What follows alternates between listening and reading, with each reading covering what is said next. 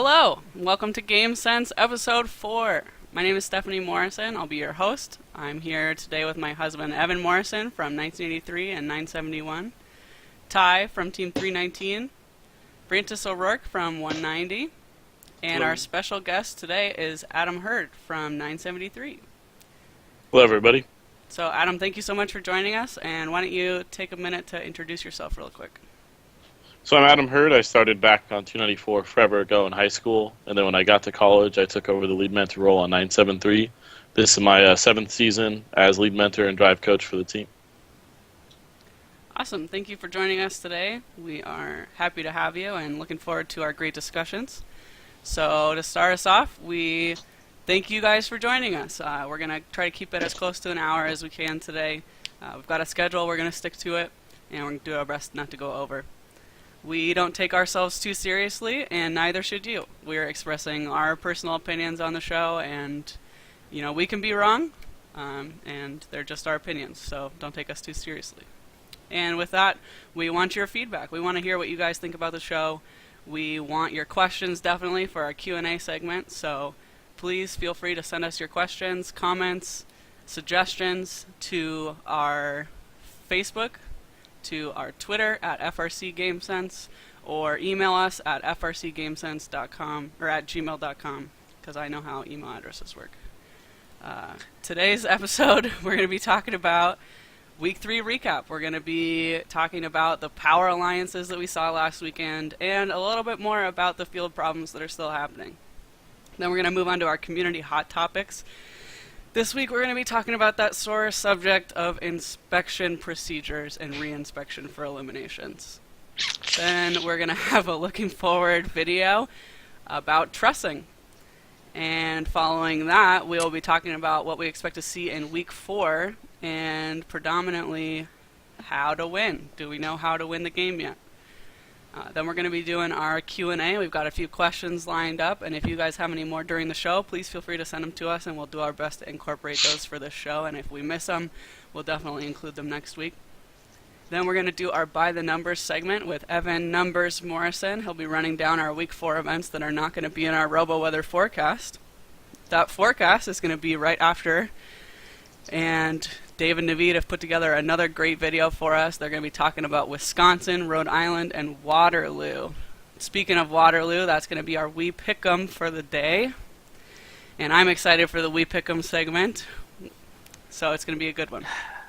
So with that, let's talk robots. We're going to start off with our Week 3 recap, talking about power alliances, and we'll start with Francis.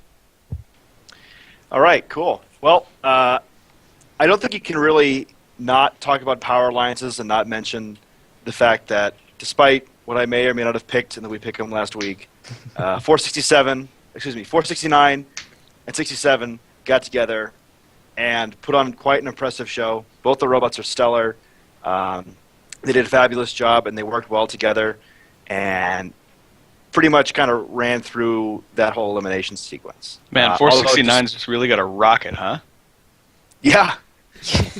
It shoots the heck out of that ball. And I do want to mention that that event, Howell, was really rough and tumble. I mean, 67 did manage to capture the number 1 seed, but they still had 2 losses in that. So, it was anybody's game right up into the end. But once 67 got that number 1 spot picked for 69, they work so well together. They know each other, and they just ran the gauntlet.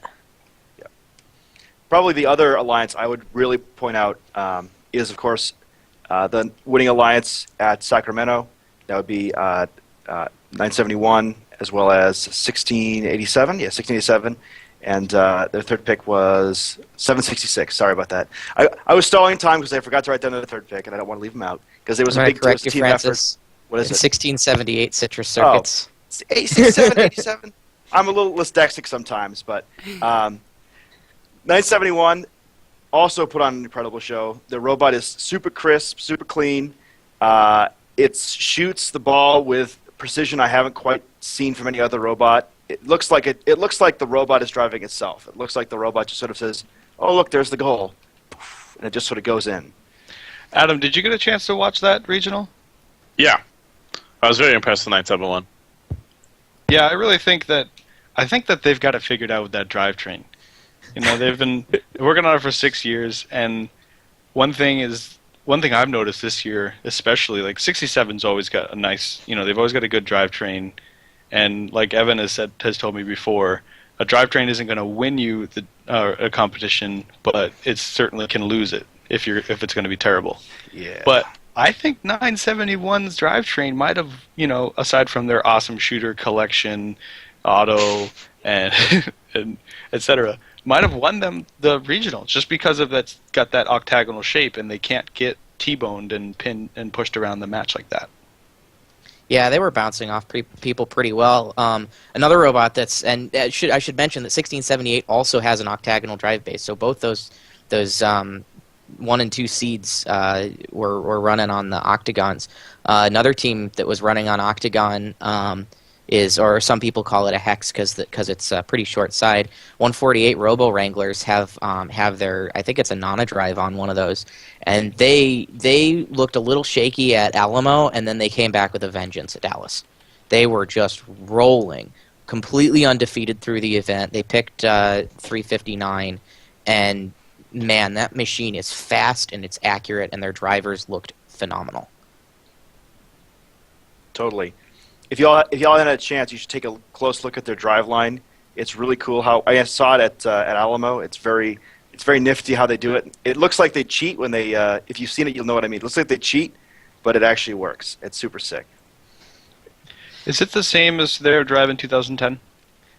I don't believe so. It's similar, but basically it's got the wheels and all, and then in the center it's got 2 wheels that pivot like this, and then depending on which one they spin or which direction they spin, the torque causes it to hit the ground, and that will cause them to slide left to right as they need. Oh, that's cool. Yeah. Sweet. Well, this weekend wasn't without its problems. I know. We saw, and we'll talk a little bit more in the community topics about what went down in Orlando, but there were still FMS timing problems this week. I saw one match in Orlando where they had a 7-second delay between when the robots were enabled and when the first hot goal lit up. And I don't know if that was an outlier or if that happened at a lot of the matches, but that's a pretty big deal. And I don't know if they replayed that match or not, but we're in week 3 now. We're going into week 4, and that just can't happen anymore. Mm-hmm. I know that at Groton, the event that I was a referee at, there was at least 1 or 2 matches where that occurred, where the hot goal didn't light up or lit up improperly. And we replayed both of those matches because it was pretty easy to catch. I also know I have a couple of friends who are FTAs and field sort of personnel, and they're looking to update some things this week, obviously, and they have been. So hopefully that will turn out better going forward. It's a little confusing to me. I mean, we were at the Eastern Washington District last weekend, and I saw 0 problems with the hot goals. They seemed... the robots were still getting enabled a little early, it looked like, but it was consistent. They were switching at 5 seconds, and they were going on pretty much at the same time every time. So it's weird to me that some fields would do it and other fields wouldn't. Yeah, Adam, you were with 254, and I think it was Tom from 254 put that big post in Chief Delphi. Can you bring any extra insight to this? Yeah, they were very unhappy about it.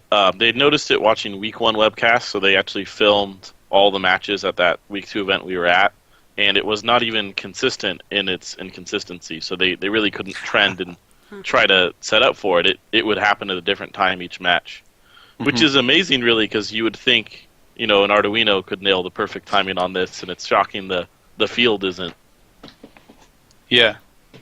I mean, we've also heard reports of the scoring tablets hanging or freezing or whatever, so I'm wondering if maybe there's just a system-wide latency issue that they're still trying to track down and work out. Yeah, all this stuff is done on Allen Bradley automation software, and it's not made for real-time stuff. It's made for machine control, and basically that is for requesting human access to a machine, and it shuts down the machine, and that tells you that you're okay. And it wasn't designed specifically for running a 6-team robotic competition with automated scoring and stuff like that. So I think they're doing okay with what they've got, but what happened between last year and this year? They've still got the same system. Well, I think that the big difference is that it's just timing.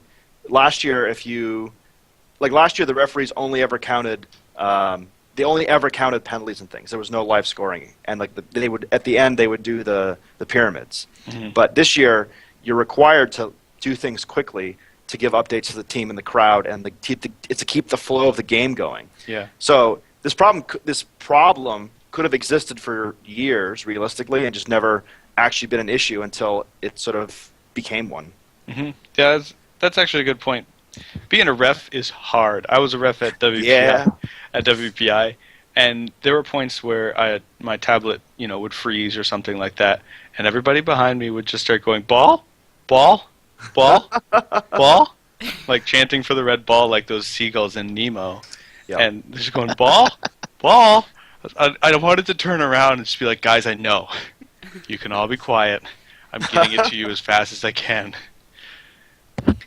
Well, as a team member, I'm sure everyone else can relate to this. When the pedestal is displayed, it's very frustrating, Mm-hmm. Or if there's a delay in the finishing the cycle, it's very frustrating because it seems like an eternity. People say that, oh my God, we didn't have a ball for at least 2.5 minutes that match. I can't even believe how long it was, right? But because it seems like an eternity, and when you're in the box or watching your own robot play. Mm-hmm. Actually, another couple funny things that happened in teams got penalized, but we ended up replaying it. Is the pedestals stay lit until a possession is recorded. So what was happening is field reset. This is the first year that field reset's ever been needed to be strictly trained on what to do and know the rules before. They have more to do than just resetting the field at the end of the match. Yeah, they have more to do than taking the frisbees out of a box. And so what they were instructed to do was, once a ball is taken off the pedestal, put a new one back on. And then the kids were told, if a pedestal is lit, you can take the ball. So at one point, there were 4 red balls on the field during a couple of practice matches at WPI, and all the refs were like, I mean, I'm having hard enough time counting the possessions on 1 ball. Never mind 4. Adam, what is your experience? I know that you guys went the full distance and won yourself an event. Did you guys ever have any close calls with that? To be honest, in quals we were having massive communication issues, so we did not notice any pedestal problems. And then in a limbs 2v4 was running the human player, and we were focusing on defense when that was happening. So, as far as I know, the balls were coming out. I don't know if there was a big time delay or not. Mm-hmm. Were you able to watch many webcasts this weekend? Because I know the 4 of us were all at events, so we got to watch the recaps if they were replays if they were uploaded. But I don't know. Did you see anything on webcasts that were like, "Whoa, that's wrong"? I didn't have a lot of time to watch, so I was watching just for the match play and stuff. I wasn't really looking for the pedestals. Yeah, and sometimes the angle doesn't let you see it, but Yeah, Mm-hmm. it's still a problem. My event ended on Friday, so I watched the matches on Saturday, and I do remember there being problems at other events. But hopefully, it's one of those things that first can sort of nail down sooner than later, please, and then go forward, please, and then go forward, and we can get over this part of the sort of intricacy of the game, we'll say, and go into the real fun part. Yeah, I'm wondering how far it's going to go. I mean, are we going to get all the way to championships in Einstein and have a tablet freeze and cause a 10-second delay on the pedestal, and they've got to replay the match because at that level, 10 seconds is such a big deal in terms of winning or losing. I hope to God they fixed it by then, but I'm honestly starting to doubt how well they have the ability to actually do that if they haven't already. Yeah, that's a really good point, and we'll just have to wait and see, I guess. I think it's a good time now to move on to our community topics section. We're going to be talking about that good old subject of the inspection and reinspection rules. If you guys aren't familiar with it, a lot of this is happening in the Orlando regional thread on Chief Delphi. I believe our mods might link that to you, maybe. I don't think we prepared them for that one, so let's have to ask of them. But we're going to be talking about Orlando and other things that have happened having to do with inspection and especially re-inspection for eliminations. And I know, Evan, you want to start us out with that one. Yeah, so just to level set everybody, for those of you who may not have heard about this, essentially what happened was, and we only really have one side of the story, which is unfortunate. We were hoping to get more, but 233, the pink team, seeded first. They picked 624 Kryptonite, and then got 1902 Exploding Bacon on the Serpentine. And Exploding Bacon had their shooter ball mechanism on top. It was fairly heavy. They were pretty top heavy. They weren't going to need it for eliminations. They were picked for defense. So they took that off in order to put ballast in the robot. And at least my understanding is that they went through the eliminations re-inspection, which is essentially just a reweigh and check the size, and if you made any major changes, they'll look at it. And they did that before they took their top off. So they took the shooter ball mechanism off, and they started putting ballast in there. And one of the things that they put in was 2 FRC batteries not hooked up to the electrical system, just there as ballast. And a lot of people think that's illegal. It used to be, at least in the rules, that it was very explicit. No more than 1 battery is allowed, period. It's a little more gray this year, but they said that they asked an inspector if it would be okay, and the answer was, as long as it's strapped down securely, you're good to go. So they put that on. They went back to the weigh station with the new ballast, and got weighed and looked over and headed straight to the competition field. Played their 2 quarterfinals matches, and then somebody from the number 8 seed alliance went to the question box. One of 179's guys went to the question box, and they've said that they didn't really know exactly what the situation was. They were just told that there's a possibility of getting a replay due to something or other, and so they go to the question box and they ask about these batteries. And what falls out of that is that it was basically determined that Bacon had played both matches in an uninspected configuration. And therefore, under T6, receives a red card DQ for playing a match having not passed inspection. And that caused the number 1 alliance to be knocked out of the tournament entirely. And understand that this wasn't done lightly. There were calls to first headquarters. There was a very lengthy discussion on this. That's our understanding of the situation. But regardless of whether or not the batteries were actually illegal ballast, there's definitely some holes in the inspection process, because Bacon, they thought that they'd done everything they needed to do. They fully believed that they'd talked to an inspector, they'd cleared it, they'd gone to the weigh station, they'd got looked over, they'd been signed off, and then went to the field. So they were caught completely off guard, by this ruling. They thought that they were cleared and inspected. And I know that Adam has had a similar situation last year at Central Valley Regional. I don't know if you want to go into some details about that and how that may have been similar. Yeah, I can do that real quick. So we learned a big lesson last year, and I'll start the story with, I'm not criticizing any of the volunteers involved. They all did what was expected of them in their role, and I think the structure of everything unfortunately puts them in a bad spot. But our third at Central Valley last year passed the inspection going into limbs. They had like 5 pounds left or something, and that was written on the sheet. They were writing the weight of teams going into a limbs on the sheet. And we wanted to add a shot blocker, so I went up with the kids in that team, and I was an inspector at the event as well, and I'd been an inspector for a couple of years, so I was kind of doing what other inspectors do, and said, hey, we want to add this shot blocker. Do you want us to reweigh after? Can we just put it on the scale? Because I don't know if it's common at other events, but I've seen that kind of thing all the time, where they say if you're going to add something, just weigh that. And your sheet says you're only 115, and that's only 2.2 pounds, so you'll still be well under. So the inspector said we did that, and I said, are you sure you don't want us to reweigh? We can totally do that. We can take the bumpers off. And he goes, no, you're good to go. So the problem with that, though, is no paperwork was created at all. So I guess when situations like this become a problem down the road, by the time it gets to the head ref or something, he says, well, where was it documented? And the problem there is 99% of re-inspections are not documented. And we had never done that in the past, and that's never been an issue for any of the teams I've ever worked with. And as an inspector, I've never documented most re-inspections unless a team did something, absolutely major.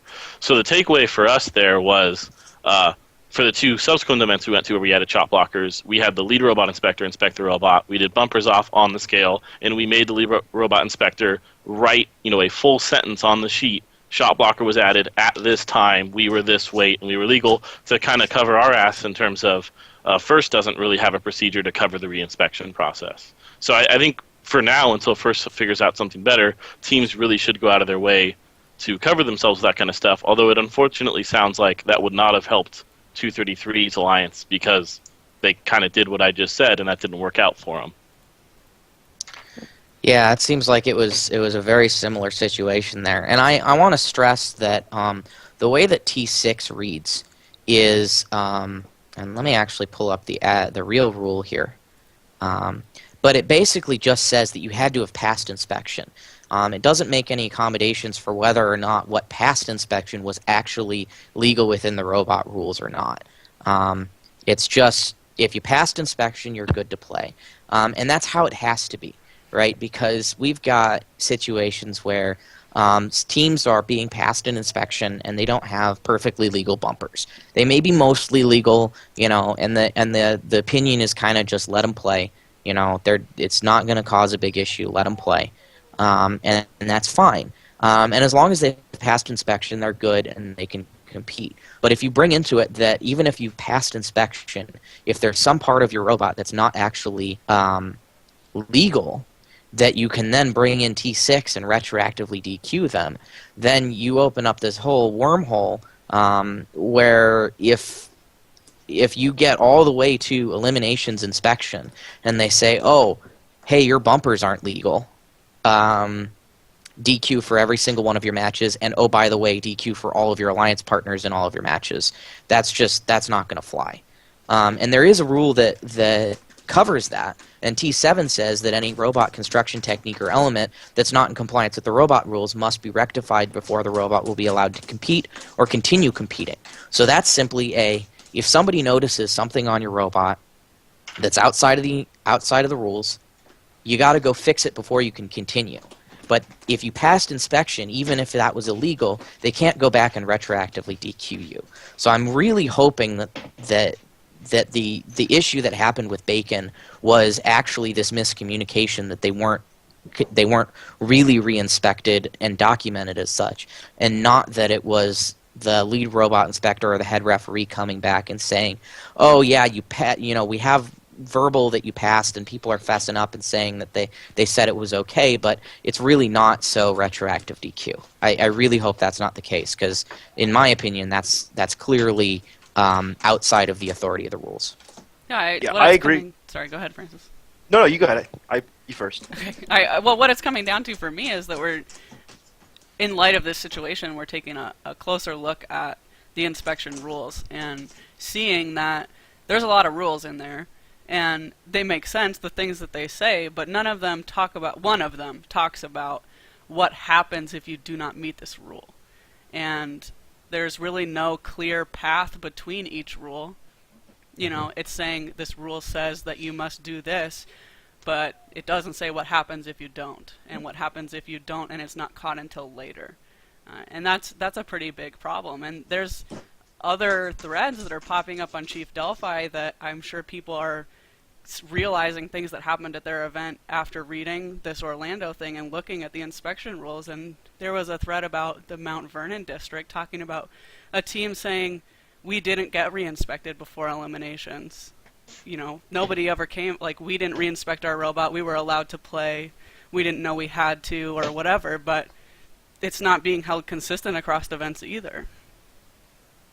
Yeah, and on that note with Mount Vernon, I'll let the other guys talk, but I just want to interject that I believe it was rectified that they did actually re-inspect all of the teams There were 28 teams there. 24 of them make it into eliminations. The other 4 are backups. So they just went through and blanket re-inspected everybody, but they didn't do it all right after alliance selections. They kind of staggered it because they knew that they had to get all of them through. So I believe that was cleared up that all of those robots were actually re-inspected.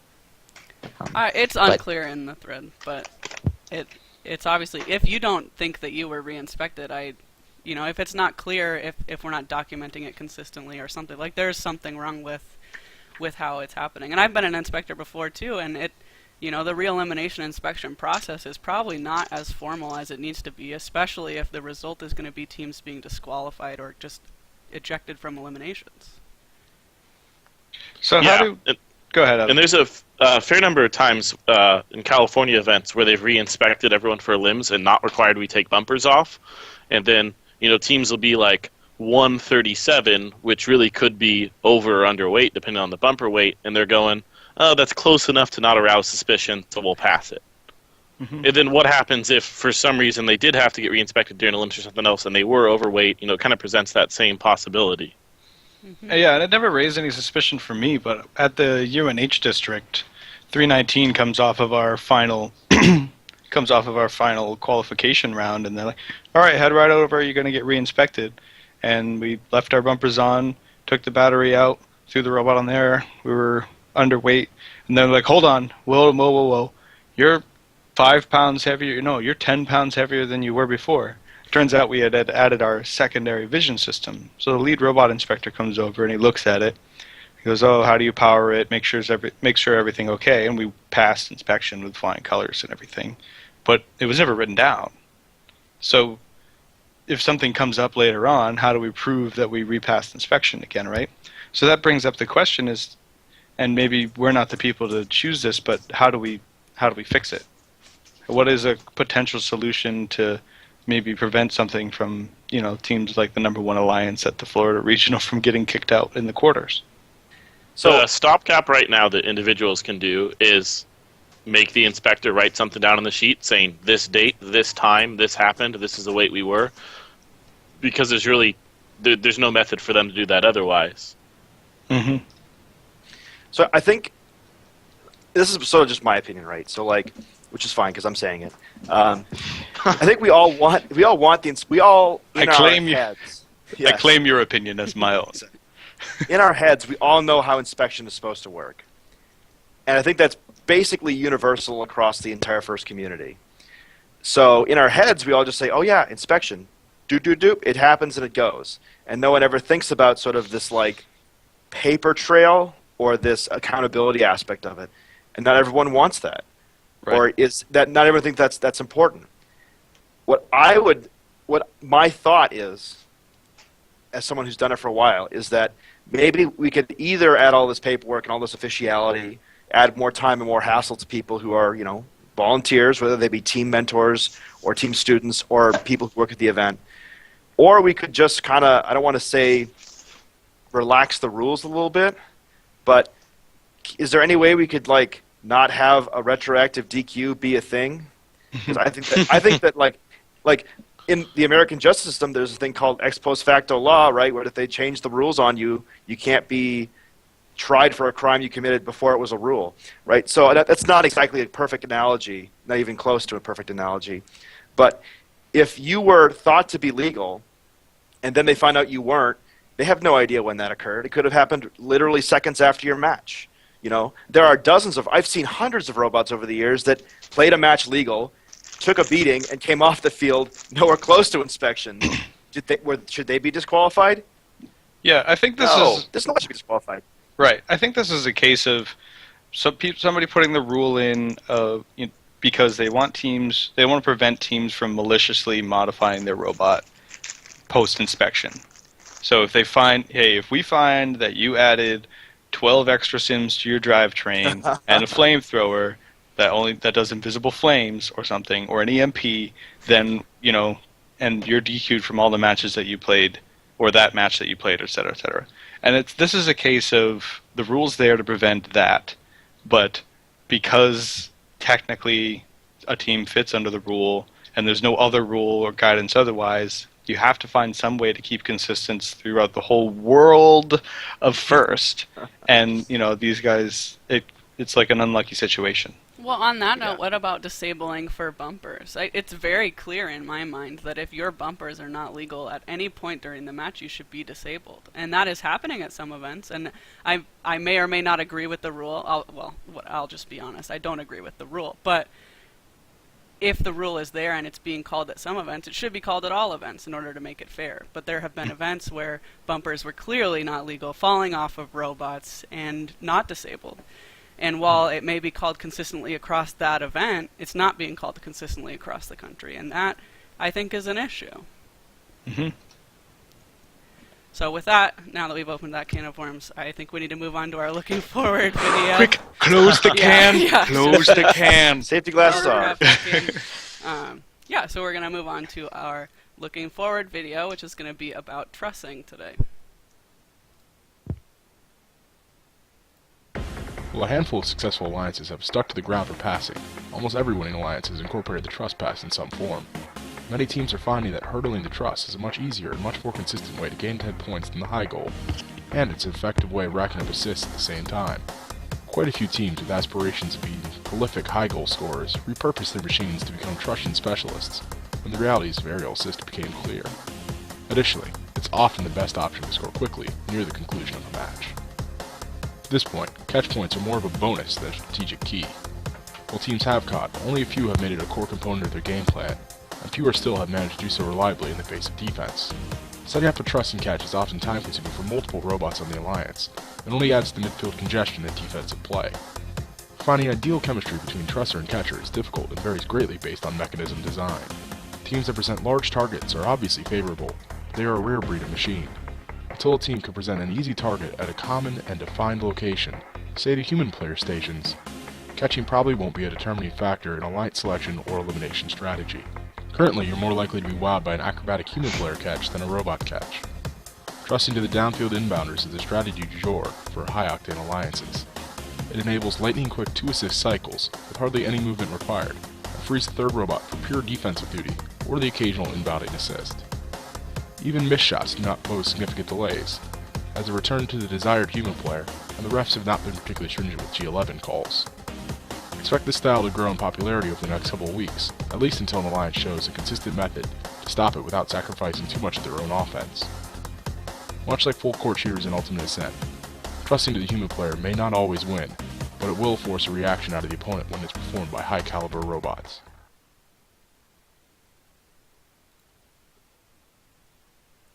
Alright, a big thank you to Looking Forward to putting that together for us again.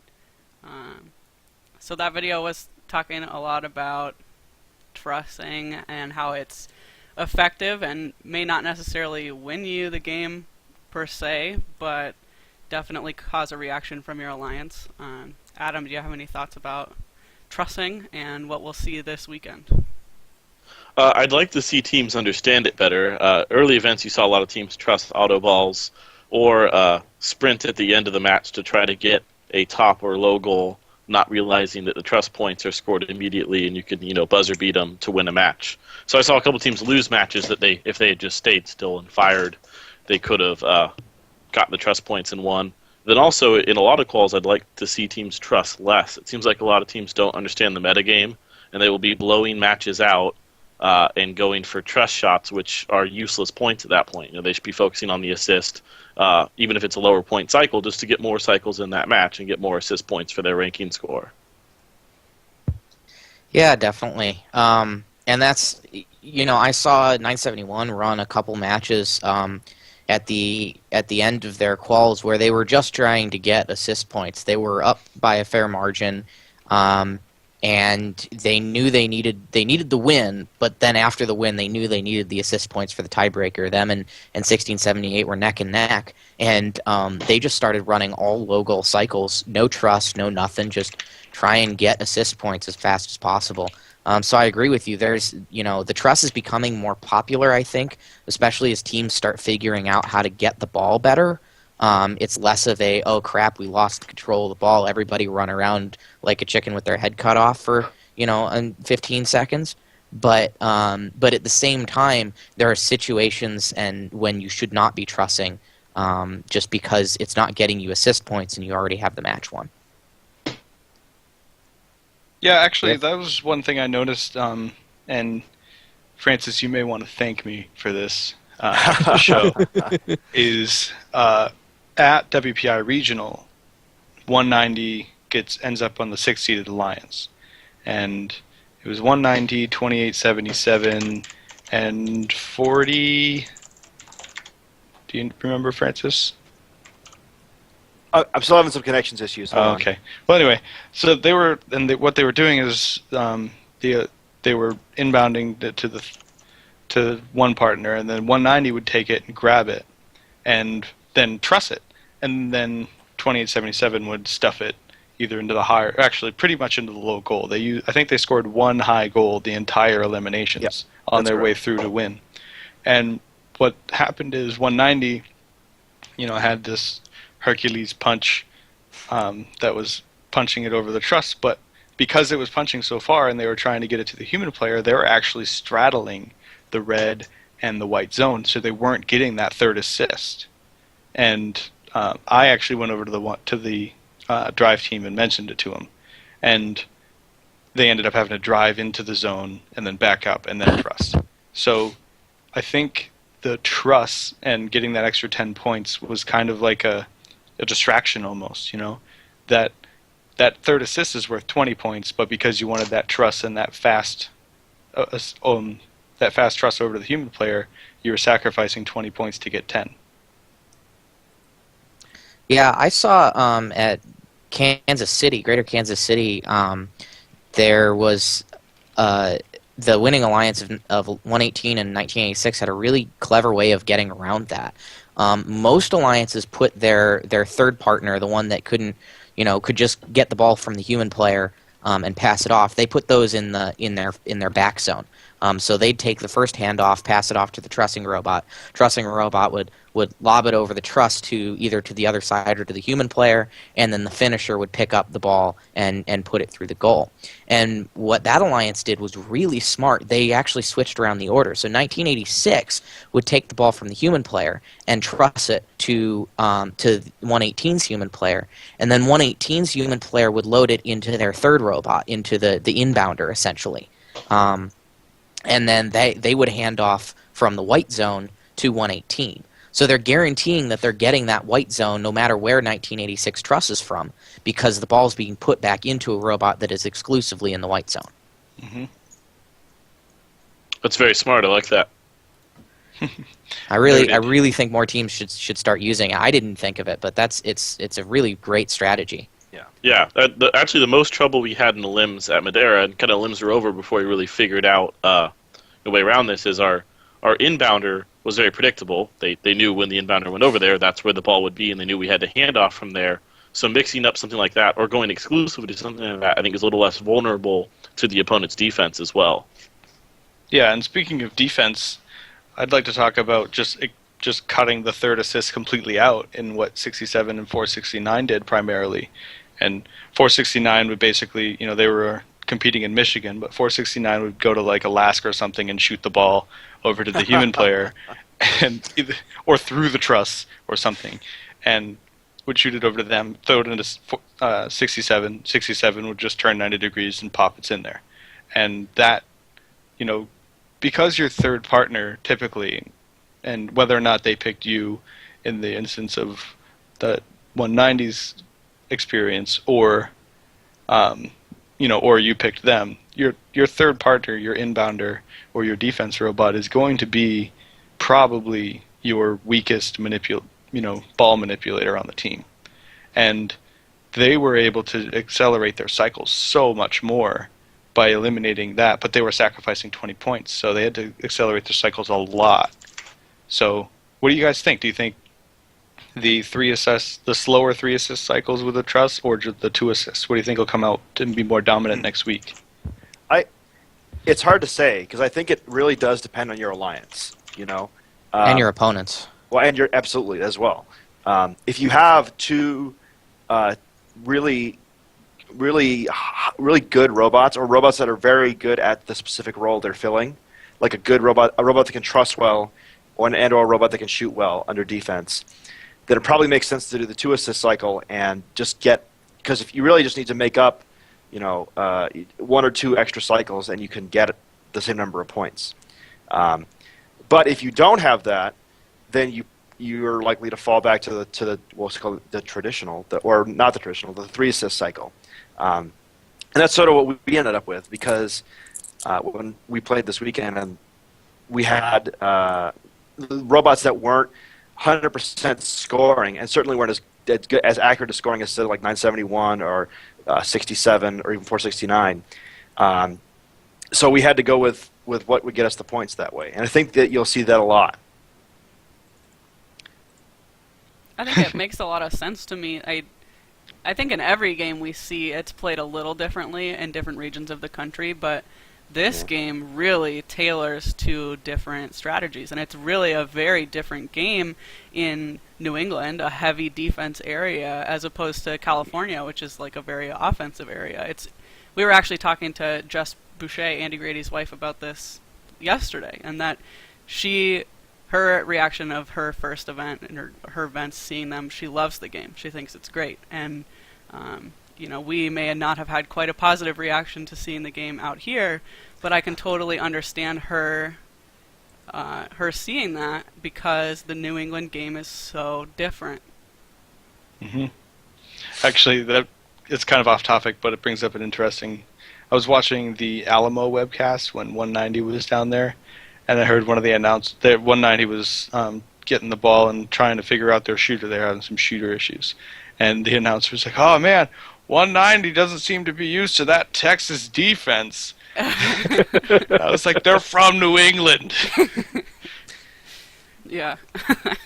That's For those who might not be aware, there's a historical precedent of New England having. The 4 of us have lived in New England, so we know this and played New England. New England is traditionally known as being a more defensive area, where they value defense, not in the sort of like nobody's robot works, so we're going to just hit people kind of way, but in the we know how to use a bumper to make the match the way we want it to be. Defense is the best offense is a very New England saying. Absolutely. All right, I think it's time that we move on to our Q&A segment. I'll update my overlays here. Let's start off with... We have a question from Sean Will from 1983. She's a parent of some 1983 students, or a 1983 student. She wants to know our thoughts as to inadvertent contact and penalties. What are the ramifications as we move forward into the season with more experienced robots and drivers? Might teams now be focused on creating these types of penalties in order to generate 50 points? Although that certainly wouldn't be gracious professionalism. I think definitely... Yeah, go ahead, Ty. Now, I'm not sure if she's talking about inadvertent contact with the other teams and contact inside the bumper zone, or if she's talking about inadvertent possession of the ball. But I kind of say both. There's so many ways to get penalties inadvertently this year. Right, and actually that's actually something I'd like to talk about and related to this is it was about 24% of all qualification matches so far have had a technical foul in them, and about 24% of all elimination matches have had a technical foul in them. Now, one thing that you'll notice over the years of doing first is the teams that commit the least penalties are usually the teams that end up in eliminations. Or rather, the teams in eliminations end up committing less penalties than all of the teams there. And the fact that that there's the exact same ratio of technical fouls is really interesting, because I think that means that it's not necessarily the teams committing some of these fouls. And I think she brings up a good point here, is are teams doing this on purpose?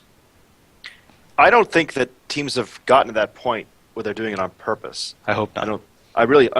We have to assume no, because this is sort of what first is all about, right? It is big, it is bad. People don't want people inside of the robots causing damage. We don't want people going intentionally into other robots, that could cause damage. That's also bad. And we really don't want other robots possessing the ball of the opposing alliance because it's just a huge chokehold because of the way the game is. So, I think that because of the way the game is, these are sort of necessary evils. And I think that when they clarified the rule after week 1, after sort of what I heard happened over in Michigan at the event 33 was at with, people putting down the collectors and other people ramming the collector to get themselves a penalty, which I believe is what I heard. Is that what the consensus was? There was something along those lines. Yeah. I think that once they clarified that fixed a lot of those problems. But, this year's game is not like every other game for the last 3 or 4 years. Yeah. Rubbin is racing. Hey, Adam, I got a question for you since you guys played a pretty heavy defensive role on your alliance. Was one of your strategies not necessarily to force penalties, but to try and put teams into situations where they would be more likely to accidentally commit a penalty or something like that? I guess first, if that was our strategy, we would never admit to that on a radio show. And second, no, that wasn't. And the event we were at, the head ref had some unique opinions on penalties. Like the traditional T-bone pin was being called as midfield pinning. So actually through limbs, we had our driver play very cautious defense, back off on pins very early because a 2 or 3 second pin count was sometimes called as a pin. What are the 5? But certainly we were not trying to get other teams to draw penalties. There was I think the second match in finals for us, it was like Blue Lions got a technical, we got a technical, they got a technical right away when 13-23 and us were like hitting each other, and afterwards we talked and we're like, we have no idea what just happened. I don't know how that drew through technicals. I don't know what those penalties were. At that point it was over. We didn't care to go ask the ref what the penalties were. But certainly we were not trying to get teams to inflict penalties on themselves. And I think you're in the majority by a long shot, Adam. I think there are a lot better ways to play the game than to try to play the penalty game. I think that playing smart around the ball and playing smart around the robots is a much better way than trying to sort of shoot and trying to trust the ball into an opponent robot.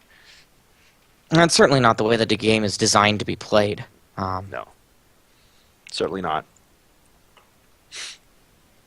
Okay, so we had a great question about something that somebody saw happen in Dallas, but it looks like we're not going to have time. It's a pretty involved question, and we actually have a video to go along with it, so we're actually going to save that one for next week, even though Ty doesn't like that.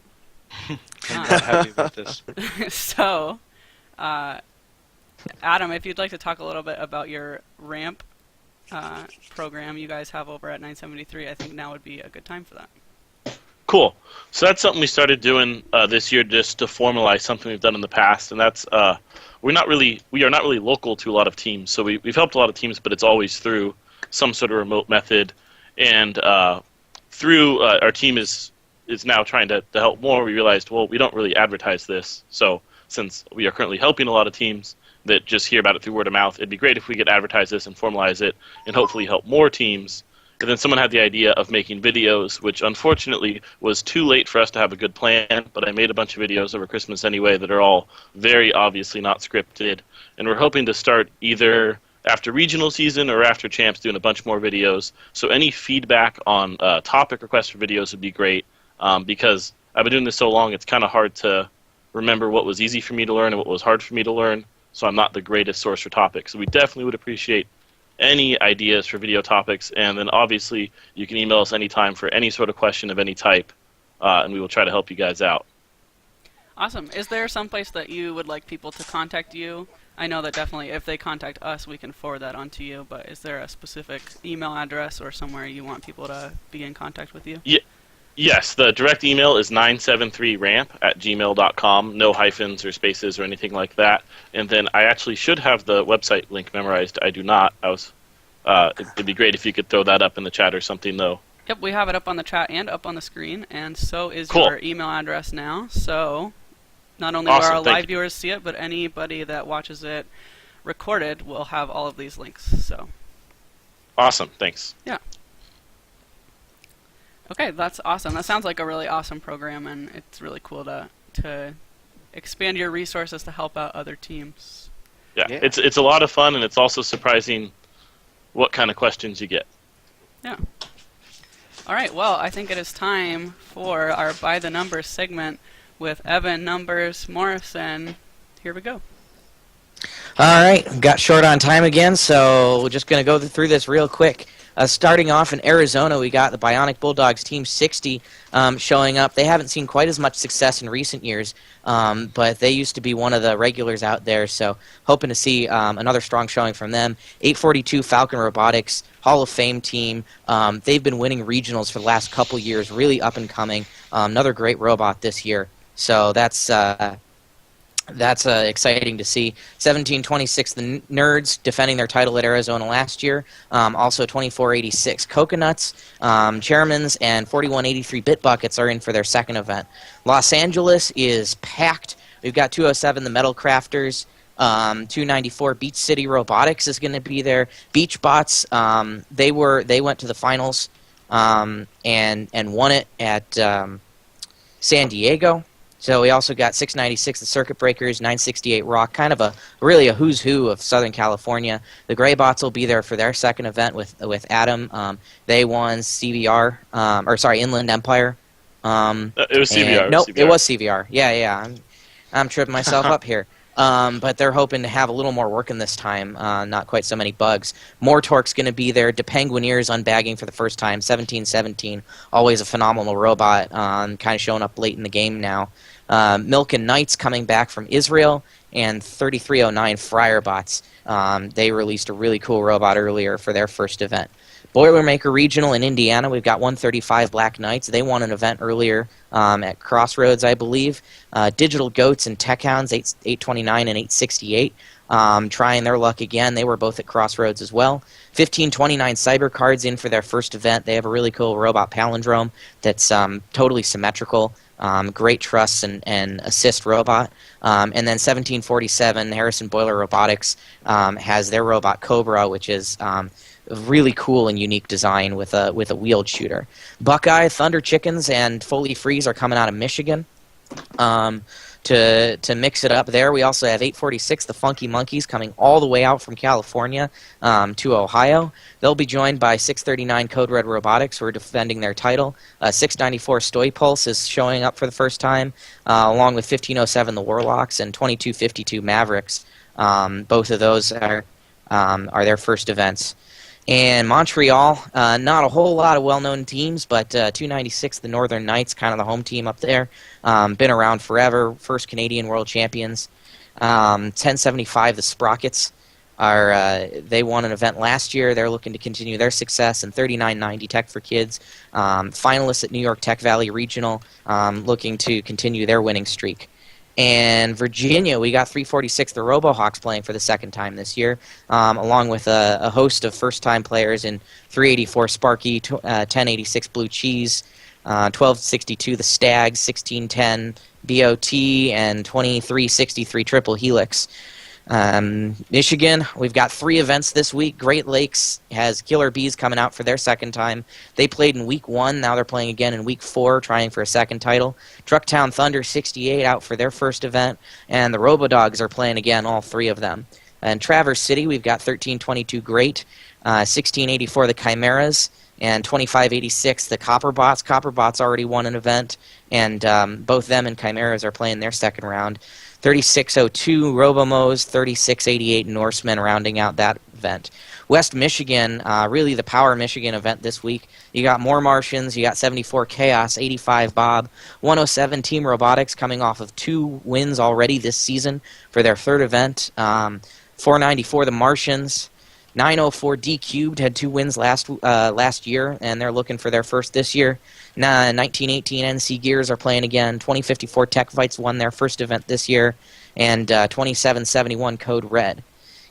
Out here west, we've got Wilsonville in Oregon with 4488 Shockwave, one of the best teams in the world, I think, right now, certainly in the Pacific Northwest. They stormed through their first event, also got the Chairman's Award as a second-year team. Really amazing out of them. Rounding off against them is 1425 Error Code 0, who are finalists against them previously this year. 1540 Flaming Chickens, 1510 Wildcats. Mean Machine 2471 coming back out. They were partnered with Shockwave for their win in Oregon City. And 2517 and 2733 Pig Mice rounding out that group. We got Shorewood 488 X-Bot, one of the most well-known teams out here in Pacific Northwest. They won their first event at Glacier Peak, beat Royal Robotics, I think, out there. 948 NRG, coming off a finalist appearance last weekend. 1318 IRS, 1778 Chill Out, 1899 Saints are going to be there, and 4911, the Cyber Knights, a rookie team this year, won Glacier Peak with X-Bot, trying to maybe pull a repeat. In Mar, we have Lenape Seneca with Raider Robotics, finalists at their first event. Oh gosh, there's a lot of teams here. This is stacked. 272 Cyber Crusaders won earlier this year. 316 Lunatex won earlier this year. 314 Miss Daisy won earlier this year. We got Sabotage 1640. 1647 Iron Devils also have their a finalist under the belt, and 2590 Nemesis came out number 1 seed and winners with Miss Daisy week 1. Southington is my last event. We got 175 Buzz, 195 Cyber Knights trying for their first win. Galehawks already won it once. They're going for a second. 558 Robo Squad and 2067 Apple Pie. All of those are playing for their second event. Should be really rough and tumble. More in good New England defense. That wraps me up. Onto the RoboWeather. All right, thanks for doing that. I know that you run through it really quick and it's really hard. You did say 314 instead of 341, and I'm sure somebody in the chat probably mentioned it. So 314 I know that you know is who they are. Michigan, so and it's yeah, written right on your those two up. document. It was just you got a little dyslexic there, so that's okay. All right, so we're gonna move on to our RoboWeather forecast of the day. Give me a second. I got to cue past that other video, so just give me a second.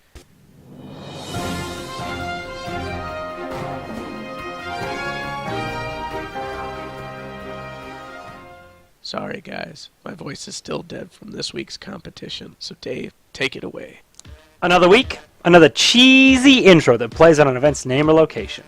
Although, I do wish I had something perhaps a tad bit sharper than my run-of-the-mill mozzarella hook for this event, because these teams have me Monterey jacked. Sporting perennial powerhouses making their debut, 3 finalists from previous events this year, and a former 3-time world champ defending their title from Wisconsin, this event is the cream of the crop. Toting a robot that is a monument in design, Team 2826 Wave is the odds-on favorite to be the team here looking to prove something. Having lost in the finals at Northern Lights last week, and in the finals to Wildstang and the Hilltoppers here in Wisconsin last year, the spotlight is on Wave, to make a strong showing and silence any claims questioning their potential. We've all seen Wildstang's reveal post, and let's be honest that we're all eager to see just what comes out of that crate and onto the carpet. My guess is another beast of a machine from Schaumburg, Illinois, with an auto that will melt faces. Now let's get out there and melt some faces! Flashy powerhouses aside, this event will be hosting more than its fair share of solid teams to watch. With 48, 171, 192, 706, 1622, 1625, 1675, 2081, 2194, and 2512 all making the trip up north. This event is guaranteed to be a Gouda one, so bring your crackers and wine. Who's in for a trek out east? For not just any district, but an NE district that's going to take teams for an awesome ride. I know I'm hyped because this event is looking to be about as stacked as it could come from New England before district champs. Most teams here have already played once this year, and those that have not made the finals or won an event are coming in hungry for wins and some of those sweet, sweet district points. The level of competition in New England is unbelievably close, and nearly every team making a showing has the potential to seed first. But, like we saw last week at WPI, the first seed only means something if you can make the right picks. Team 190 showed us that with the right robots and strategy, any alliance can make a run in the limbs, winning that event from the number 6 seed. Pay close attention to 138, another event winner from week 1. 1519, GSDE finalists. The Neutrons playing their second of 4 district events. 2168 the Aluminum Falcons, 78 Airstrike, and 3280 Road Rebels. That list goes on and on. This district is too close to call for me, but I'm sure going to tune in to see which one of these teams pulls off a clutch performance when they really need it.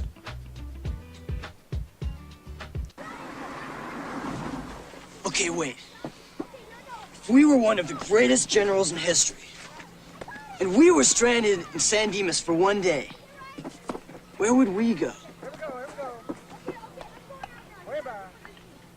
Waterloo! Now this is what I'm talking about. A classic Canadian event with two of our favorite teams from the frozen north being complemented by something spicy from the southwest. Reunited at last, the cliche that is the Maple Leaf Power Bros is once again a possible alliance at this event, with 2056 making their 2014 season debut. As long as OP Robotics can make a strong showing coming out of the gate, odds are 1114 and 2056 move to pair up, having played together at all but one regional that these teams have attended together. However, if there was ever a year to break these bros up, it's this one.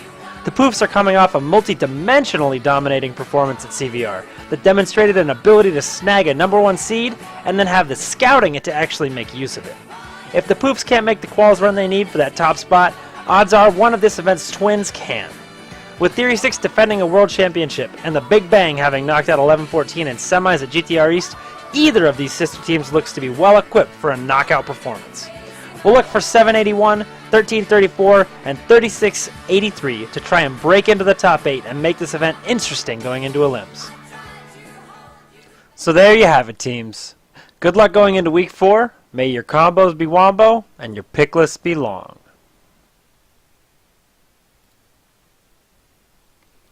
Alright, a big thanks to Dave and Naveed for putting that video together again for us. I know it was especially hard on them this week because we were out of town all weekend in Eastern Washington for 1983's event.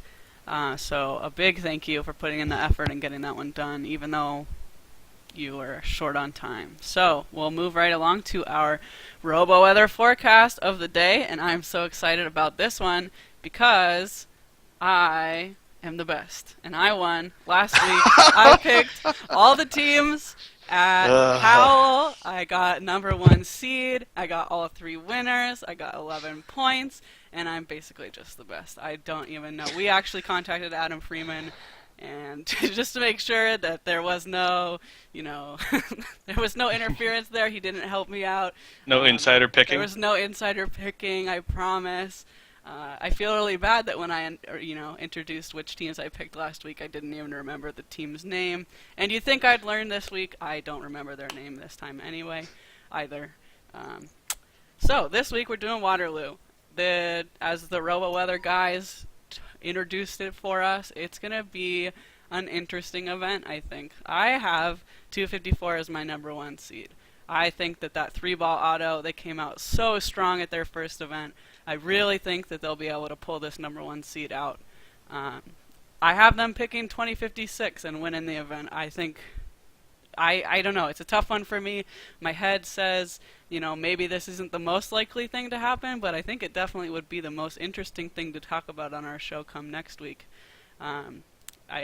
We'll see. 1114 definitely had a strong robot coming out in their first event, but nowhere near as clean and crisp as 254's machine. So since we haven't seen 2056, I'm putting a lot of money in the bank with them. But I have them picking 4519. I believe they were highest rookie seed or something their first year. So we'll see. We'll see how that goes for me. I know that Evan agrees with me. So why don't you talk about your picks next? Yeah, I also picked 4519, and for those of you who are following along, that's Kings McCavaliers. So there's the name for you. Yeah, I just got to show up, Stephanie. I'm picking 254 to pull #1 seed for basically the same reasons. They've already played once, and more importantly, they demonstrated a 3-ball auto that I really think is going to carry them in the elimination matches. I think they're picking 1114 because both teams are going to be on their second event, and I think they're just going to be a little more polished than 2056 by the end. I'm pulling last year's highest rookie seed and rookie all-star in 4519 and going all the way. All right, great. Francis, why don't you tell us about your picks? All right, so despite picking the wrong #1 seed last week, I really do think 2056 will be up top this week. I think that... Uh-oh, did we lose Francis?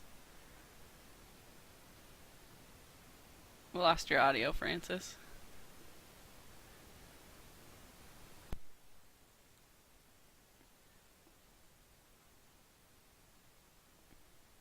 Okay, looks like we lost the call.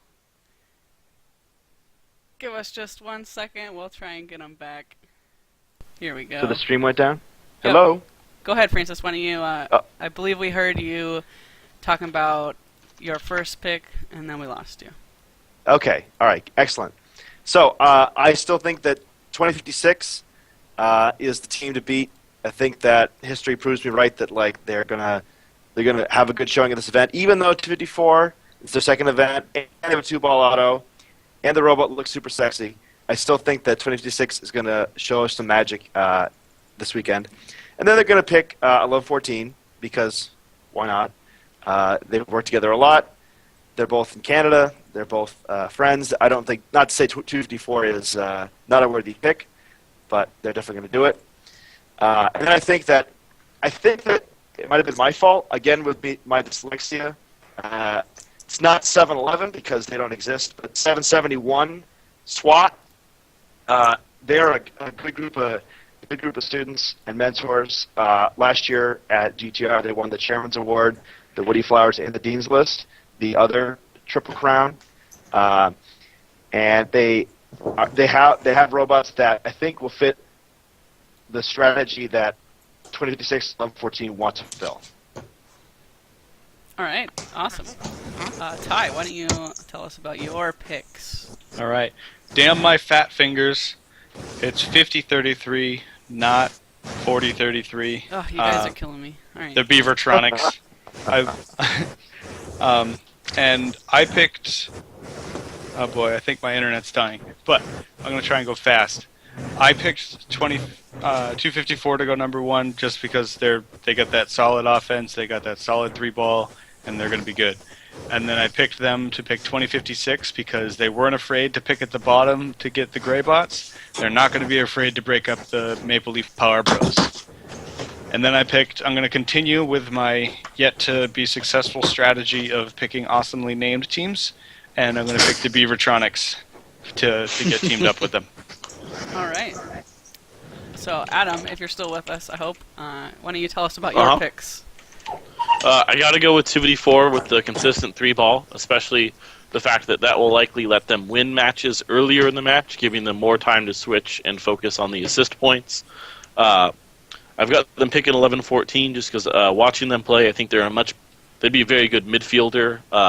And you guys haven't seen 2056, so you don't know what they're going to be. I went with 39-49 because a buddy out there recommended them to me, so I don't really have a great reason for them otherwise. All right, the insider info, that's a good enough reason, I think. All right, so with that, I know that Ty has a special announcement before we sign off. I know we're running a little long, so we appreciate you guys hanging out with us. Ty, why don't you talk to us about our survey? All right. So we obviously pride our viewers, and we want to know what you guys think about the show. So I've made a little survey for us to do. We've done 4 episodes. You guys have done 4 weeks of competition, and it shouldn't take more than 2 to 5 minutes to fill out. And we'd really like your feedback. I've got my mods linking it in the chat soon, and we'll put it up in the Chief Delphi thread, as well as all over the Facebook and the Twitterverse. And just quickly fill it out, and we'd really appreciate your feedback. Yep, and if you're watching it recorded, we'll make sure it's down in the description of the YouTube video and everything, so if you are watching us recorded, you'll have access to that link as well. So with that, thank you, Adam, so much for joining us this week. It's been a pleasure to have you, and I think we've had some really great conversations today, so thanks so much for that. No problem, I agree. Awesome. And to everybody who stuck around, especially 10 minutes over, thank you so much for watching. If you're a repeat viewer, thanks so much for hanging on. Tell your friends, tell your family, come watch GameSense Wednesday nights at 5 p.m. Pacific. And please continue to send us your questions. They're a really important part of our show to us, and we hope that you enjoy them. For those of you that submitted questions this week that we didn't get to, we are working them into our future episodes, so don't feel left out. Holy crap, it's 319. All right, it's 319. That's my team number. All right. Thanks. Okay, with that, let's go play robots this weekend. Everybody have a great weekend, and we'll see you here next week. Bye-bye. Take care, guys. Bye, y'all.